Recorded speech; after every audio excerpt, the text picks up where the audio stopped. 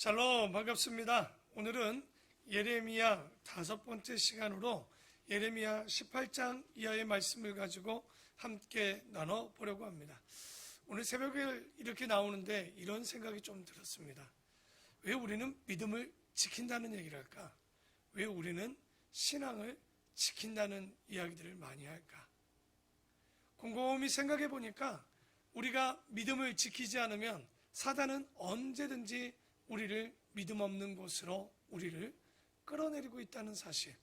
오늘 이 새벽을 깨우는 여러분은 바로 믿음을 지키는 분이요, 신앙을 지키시는 분이요, 하나님 안에 거하기를 정말 마음 가운데 뜨거운, 정말 천국을 침노하는 자들의 것일 거라고 말씀하신 것처럼 이 새벽을 여는 여러분 모두에게 천국이 여러분의 것임을 믿습니다.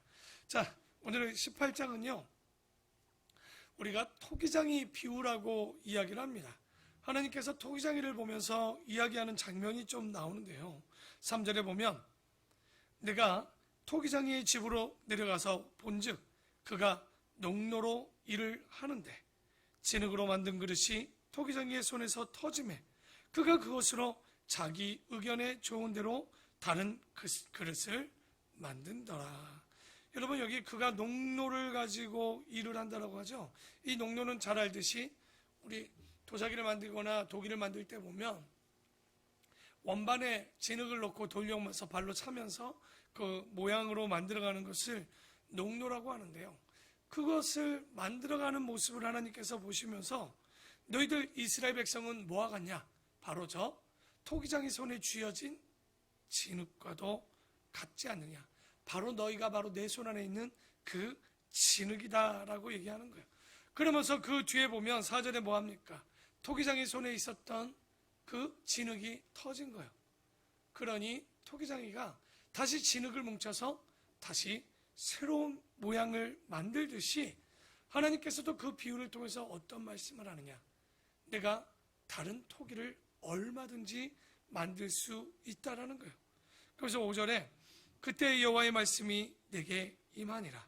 이르시되 여호와의 말씀이니라. 이스라엘 족속아, 이 토기장이가 하는 것 같이 내가 능히 너희에게 행하지 못하겠느냐? 이스라엘 족속아, 진흙이 토기장이 손에 있음 같이 너희가 내 손에 있느니라.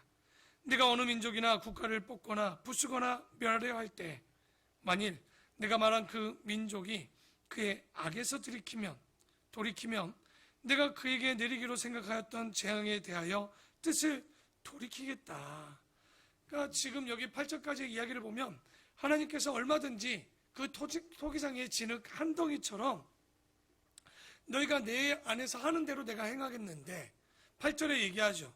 진심으로 너희가 내게 회개하고 뉘우치면 내가 너희를 향한 너희를 끝장내버리겠다라는 마음을 먹었어도 내가 너희들을 하는 행동에 따라서 지금 또 뭐라고 말씀하냐면 마음을, 뜻을 돌이킬 수 있다. 참 회개의 여지를 좀 남겨주고 싶은 거예요.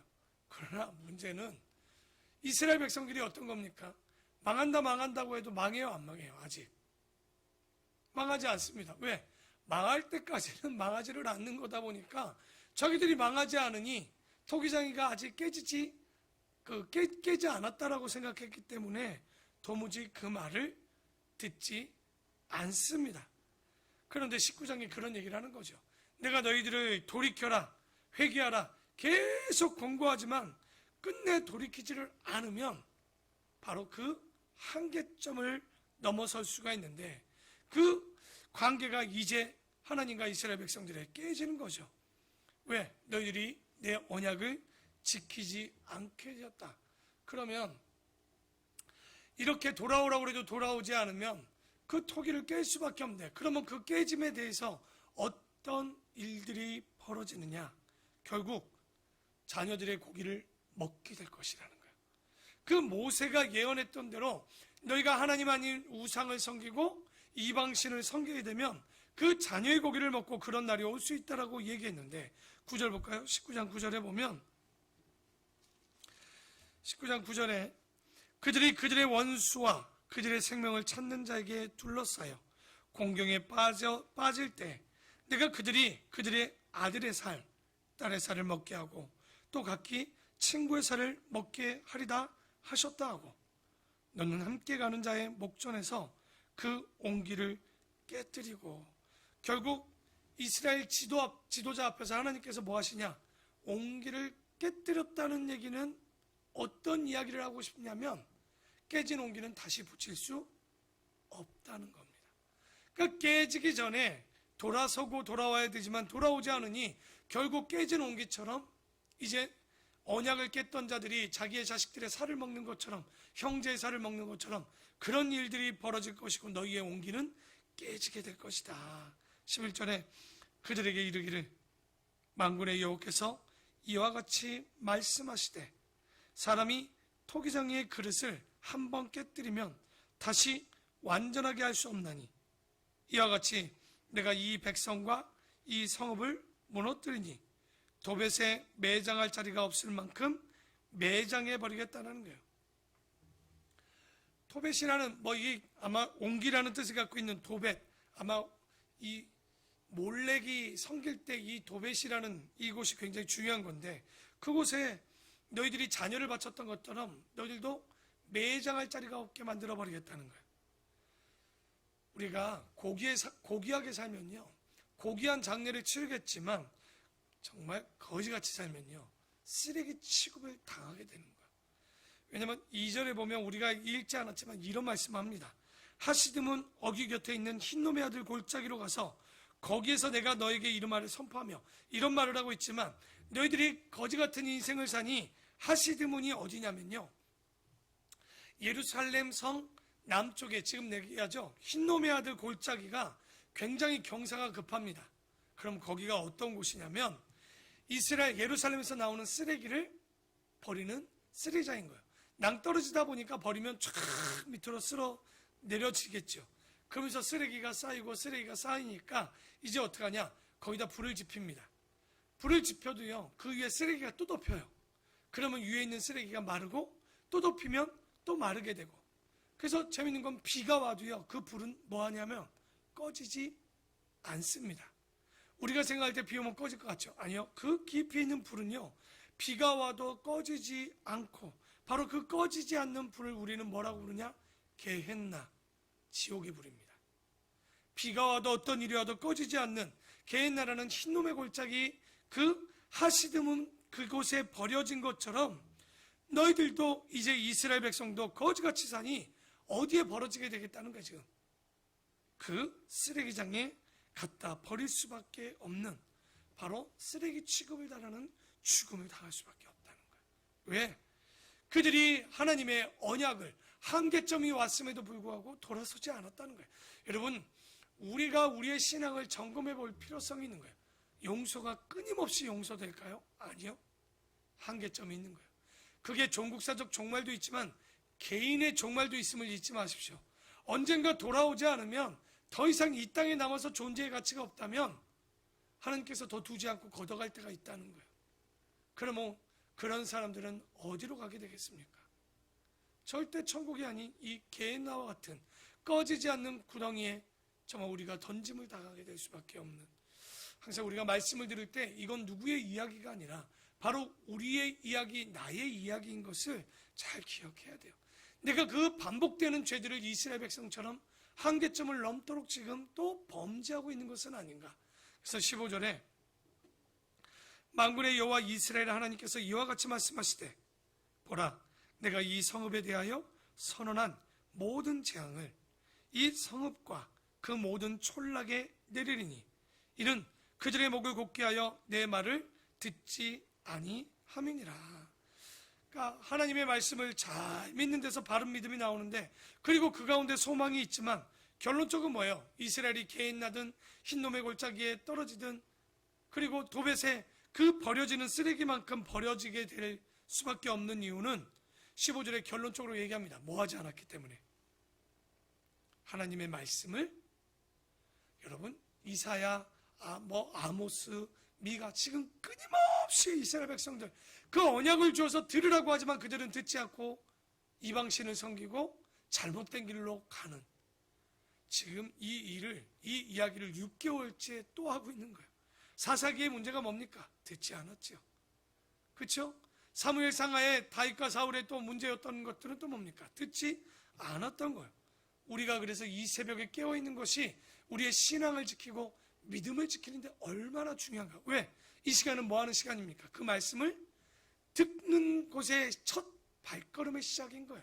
그래서 듣지 않았기 때문에 이런 일을 당하는데, 그런데 듣지 않을 때 예레미야의 심정은 어땠을까요? 예레미야가 40년간 지금 설교하고 있는데 사람들은요 듣지 않습니다. 예레미야가 하나님께 기도할 수 있도록 기도하면 정말 하나님은 또 뭐라고 합니까? 기도를 받지 않겠다라고 하십니다. 왜? 이스라엘 백성들이 이미 타락했기 때문에 그들의 타락한 기도는 내가 받지 아니하시겠다. 진짜 목회를 해도 이렇게 재미없을 수가 있을까요? 그러니까 20장 9절에 예레미야하고도 너무 지쳤던 것 같아요. 9절에 보면 뭐라고 얘기하냐면, 내가 다시는 여호와를 선포하지 아니하며 그의 이름으로 말하지 아니하리라 하며 나의 마음이 불붙는 것 같아서 골수에 사무치리니 답답하여 견딜 수가 없구나. 그러니까 이 예레미야의 설교의 내용은요, 복준다는 내용은 없습니다.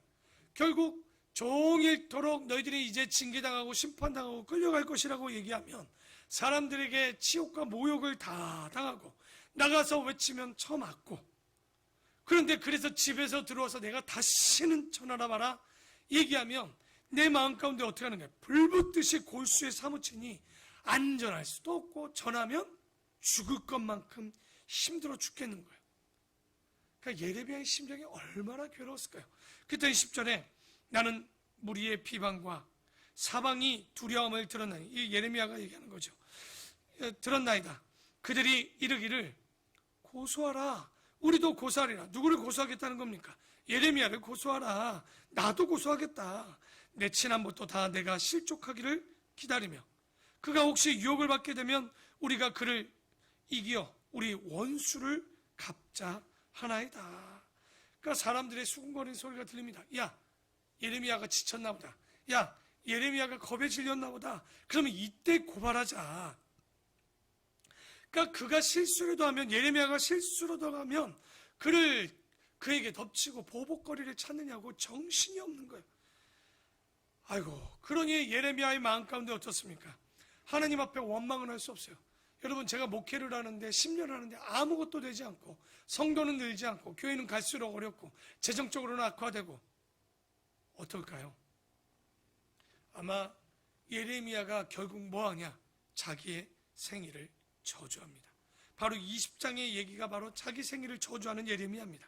14절에 보면 내 생일이 저주를 받았다면 나의 어머니가 나를 낳던 날이 복이 차라리 없었다면 나의 아에게 소식을 전하여 이르기를 당신이 등남하였다 하여 아버지를 즐겁게 하던 자가 저주를 차라리 받았다면 그 사람은 여호와께서 무너뜨리시고 후회하지 아니하신 성읍같이 되었다면 그가 아침에 부르짖는 소리 낮에는 떠드는 소리를 듣게 하였다면, 이게 뭡니까? 아침에 부르짖는 소리라는 것은 살려달라고, 낮에 떠드는 소리는 사람이 죽어서 지금 사람이 죽으면 안 된다는 소리를 차라리 들었으면 좋았는데 그러지 않고 지금 예레미야는 뭐예요? 자기가 살아있다라는 거예요. 차라리 그런 소리를 듣고 죽었다면 좋았을 것을. 이는 그가 나를 태에서 죽이지 아니하셨으며 나의 어머니를 내 무덤이 되지 차라리 엄마 뱃속이 나의 무덤이 됐으면, 이게 말이 됩니까? 그의 배가 부른 채로 항상 잊지 않게 하신 까닭이로다. 어찌하여 내가 태에서 나와서 고생과 슬픔을 보며 나의 날을 부끄러움으로 보내는고 하니라. 예레미야 인생이 얼마나 힘들면 이런 탄식이 나올까요? 그러니까 예레미야는요, 지금 대놓고 하나님 앞에 원망을 하지 못합니다. 그런데 지금 자신이 사는 그 땅의 그 시대에 얼마나 한탄스럽지, 덥든지. 그래서 우리가 아무리 힘들어도요, 예레미야 선지자의 모습을 보십시오. 이런 고난과 역경이 지금 여러분에게 있지는 않지 않습니까? 그래도 우리는요, 막장이 아니라 뭐라고 봐요? 터널이죠. 그래도 끝은 있어요. 구멍은 있는 거예요. 그런데 예레미야는 일평생 터널이고 막장입니다. 끝이 보이지 않는 느낌이 나고 있는 거예요. 그럴 때 정말 더 이상 이제 한계점을 넘은 이스라엘 백성들에게는 그러면 소망이 있습니까? 없습니까? 없는 거예요. 근데 참 우리 하나님도 참 그래요. 야, 너희들 끝났어. 그러면 진짜 끝일까요? 정말 우리 하나님 보면요, 우리 부모님들하고 똑같아요. 너 마지막이야? 마지막이야? 그런데 마지막이야라고 말하는 그 마음 가운데는 다시 한번 돌아올 수 있는 기회를 주고 싶은 거예요. 너 끝났다라는 것이 목적이 아니고 돌아왔으면 좋겠다라는 거죠. 21장에도 보면 두 가지 길을 다시 한번 그들에게 제시합니다. 그게 뭐냐? 생명의 길 하나, 사망의 길입니다. 19장에 뭘 비유했죠? 깨진 옹기를 비유했죠. 한번 깨지면 어떻게 된다고 했습니까? 다시 돌이킬 수 없어요. 그런데 21장에 보면요, 또 웃깁니다. 하나님은요, 아직도 회개에 그들이 돌아올 수 있는 여지가 있는 것처럼 얘기하는 거예요. 그러고 싶으신 거예요. 그래서 그 내용들을 보면 21장부터 36장까지 쭉 보잖아요. 하나님의 마음에는요, 지금이라도 진심으로 돌아오면 회개하고 돌아오기를 바라는 마음이 그 안에 있는 거예요. 참 이게 아버지의 마음이죠. 그래서 8절에 보면 여호와께서 말씀하시기를 보라, 내가 너희 앞에 생명의 길과 사망의 길을 두었노라.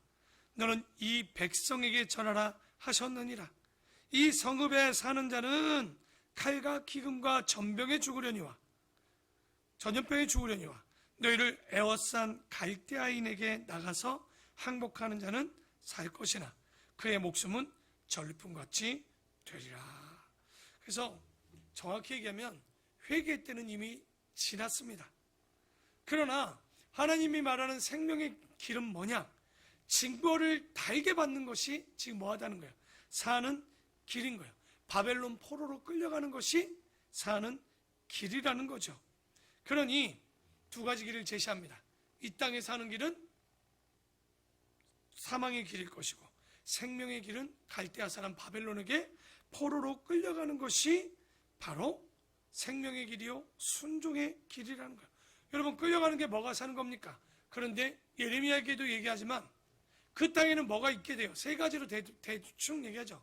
칼과 기근과 전염병이에요. 근데 그 칼과 기근과 전염병이 있는 예루살렘을 떠나면 칼을 피할 수 있죠. 그리고 그 가운데 나오게 되면 배고픔을 이길 수 있죠. 그 안에 전염병이 도는데 나오면 전염병 가운데 사는 길이에요. 그래서 예레미야의 말씀처럼 어디로 가는 길이 사는 길입니까? 바벨론의 포로로 가는 것이 그들에게 사는 길인 거예요. 그런데 그때나 지금이나 자기의 머리를 믿고 끝까지 남아있겠다는 거예요. 지금도 보십시오. 아무리 예수 믿는 길이, 신앙생활을 갖는 길이, 교회 오는 것이 사는 길이라고 얘기해도요, 안 믿는 사람들이 버틴기는 거 한번 보십시오. 야, 어떻게 안 믿으려고 저렇게 노력하는지 모릅니다. 그 정도 노력하면 성공할 것 같아요. 그러니까 신앙생활 좀 하자고 그러면 어떻습니까? 어떻게든 안 믿는 거예요. 그러니까 예수 앞에 나오면 사는 길인데도 불구하고 정말 사망의 길을 가겠다라고 버틴기는 사람들은요, 결국 어떻게 됩니까? 칼과 기근과 전염병에 죽게 되는 거예요. 오늘날도 주변에 정말 이 땅이 하나님 없는 세상 가운데 거기가 사는 길이라고 거기에 목숨 바쳐 사는 사람들, 여러분들이 돌아가실 때 뭘 가지고 가실 수 있습니까?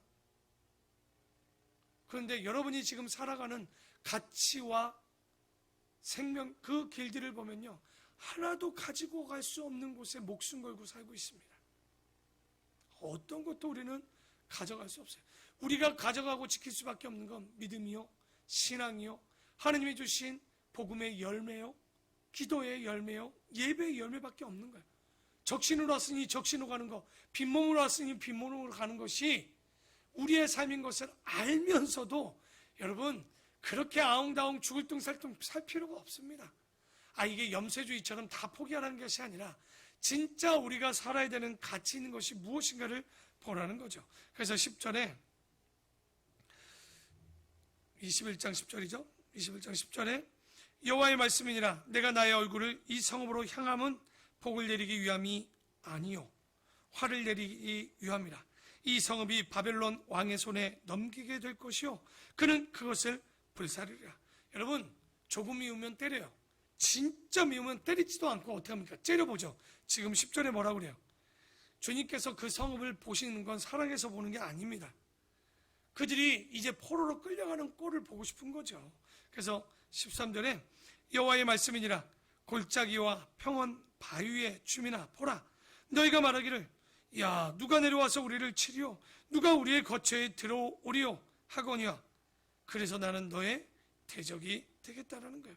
사람들은요 이렇게 얘기하는데도 아유 지금 봐봐 환란이 왔어? 어려움이 왔어? 사람들 죽으면 지옥 간다라고 뭐라고 나 아직 안 죽었는데 에휴 설마 내가 이렇게 평안한데? 지금 13절에 사람들이 말하는 거예요. 그러나 여러분 심판은요 임산한 여인이 해산하는 것처럼 급작스럽게 오는 거예요. 그게 뭐 천천히 우리가 느끼게 오는 것이 아니라 급작스러운 재앙이 그들에게 임하게 될 것이고 13절의 후반에 말합니다. 네가 그렇게 얘기하지만 나는 너희의 뭐가 되겠다라고 얘기합니까? 하나님께서 우리의 대적이 되면 끝나는 겁니다. 우리가 그렇게 되지 않게 해서 율법과 법도를 지키는 것이 진리인 줄 알고 깨닫고 그 말씀의 믿음대로 믿음은 뭐라고 그랬습니까? 어제 그 말씀대로 살아내는 거예요. 이게 진짜인데 안 간다면 그것은 거짓말이에요. 이게 진짜인데 순종하지 않으면 거짓말인 거예요, 여러분. 믿음 있다고 얘기하면서 예배하지 않는다? 믿음 있다고 하는데 기도하지 않는다? 믿음 있다고 하는데 복음대로 살지 않고 복음을 전하지 않는다? 솔직히 그거 거짓말 아니지 않습니까? 아니 저 밭에 보물이 숨겨져 있다고 그러는데 그 보물을 파러 안 간다? 보물이 있다라고 믿지 않는 거잖아요.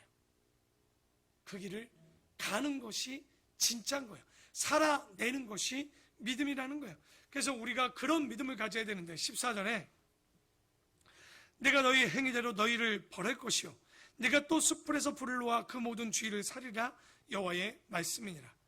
여러분 우리의 소원이 절박하고 하지만 절박한 대로 되는 것도 아닙니다. 소원되는 것도 되는 것도 아닙니다. 14절에 다시 한번 우리에게 강력히 얘기하고 있습니다. 뭐라고? 이스라엘 백성들에게 뭐대로 행하시겠다는 거예요. 너희 행위대로 복을 주든지 너희 행위대로 벌을 내리겠다는 거예요. 이게 성경에서 내려진 뭡니까? 심는 대로 걷는 거예요. 신앙은요 대충 믿어서 갈 수 있다? 절대 그렇게 생각되지 않습니다. 온전히 정말 거룩하게 구별되이 오늘의 이 말씀을 붙잡고 여러분 살아내셔야 됩니다.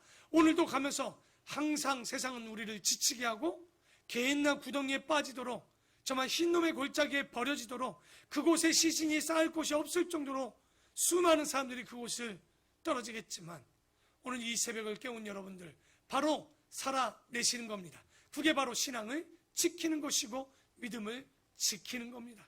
오늘 이 말씀대로 예레미야가 얼마나 답답했겠습니까? 하나님이 얼마나 답답했겠습니까? 그러나 주님이 지금도 우리가 돌아오기를 기대하시는 것처럼 우리의 삶 가운데 죄악의 길로 가는 것들이 있다면 확실하게 그 일을 졌고 왜? 행한 행위대로 심판하신다고 말씀합니다. 구원받은 우리지만 주님 앞에 구원받은 자인 모습을 나타내어주고 열매 맺고 그 신앙을 지켜내는 아름답고 복된 우리 귀한 또 새벽을 여시는 우리 모든 성도들이 되기를 축원합니다.